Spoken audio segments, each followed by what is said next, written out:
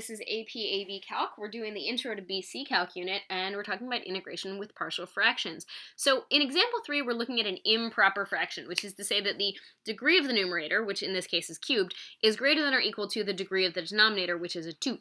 So 3 is in fact greater than or equal to 2, so we need to divide first, right? So again, the bulk of this problem that's challenging has nothing to do with calculus. The actual integration at the end is pretty easy. Most of the work here is pre-calc related, right? If you need a review on partial fractions, please check out my partial fractions video section in my pre-calc class. So first thing I'm going to do is start with division. Now, when you divide, I should use long division here, and I will add the caveat that's kind of interesting that there is a way to cheat around that. So if your divisor is nonlinear, you shouldn't really use synthetic division. It's not impossible, but it's not a great call.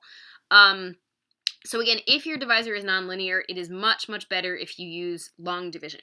Again, in high school, I was told that it was impossible to do without long division, and I disagreed and didn't think that my teacher was right.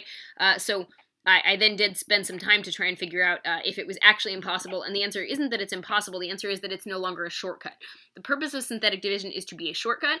If you do it with a nonlinear divisor, it is then very much a long cut. It is actually harder than long division, but it's not impossible, it's just not useful. All right, so I put placeholders in for x squared and x, right? So I have x squared plus 0x minus 4, and I have an x cubed plus 0x squared minus 2x plus 12.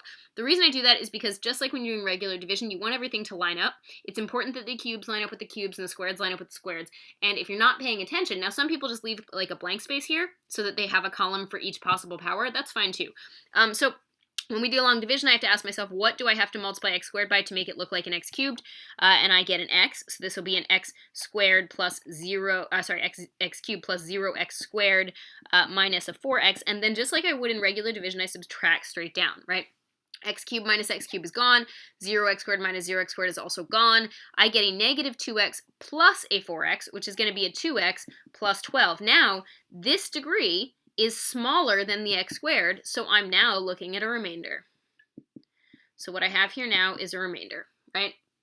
So this guy is my quotient.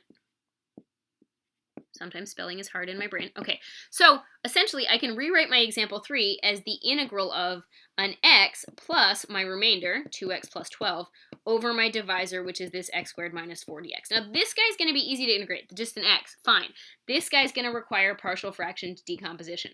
So it's okay to just separate this guy and do your decomposition in a separate spot for work. What you can't ever do is say that this whole expression is equal to only this fraction. So I'm going to go ahead and do my partial fractions decomposition just of this part, right?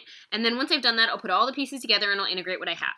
So I have this partial fractions decomposition, specifically of the 2x squared, 2x plus 12, come on brain, over, and I'm going to factor my denominator into an x plus 2x minus 2. Now that means that I have an a on top of one of those linear factors plus a b on top of the other. It is arbitrary which one you put in which order. Nobody cares. It's totally fine.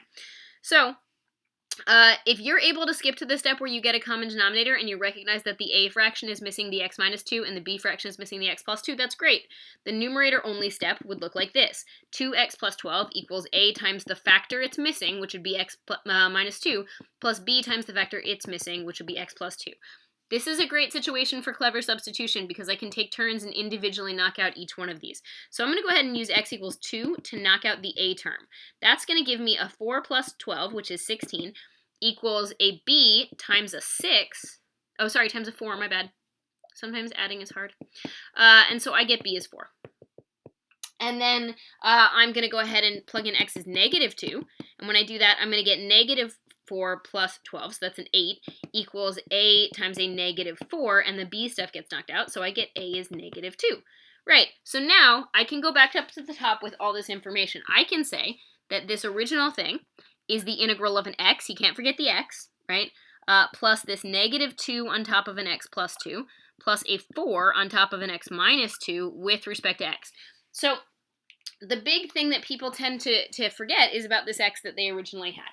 So now if I put everybody together, the integration step is actually really easy. Technically, both of these are u sub, but since your du is just going to be a dx, you can kind of skip that step.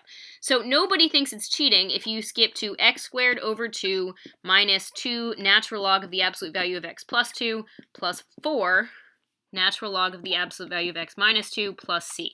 Fine. Now, if you were taking this on an AP exam, there's a chance that they would combine some things together, right?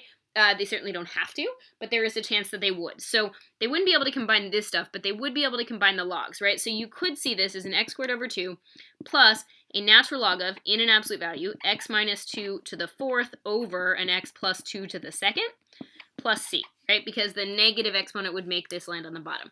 I would say that this is the easiest answer. If it were free response, I would stop here. But if it's a multiple choice answer and you don't see your answer, take a deep breath and look and see if some of those log properties have been applied.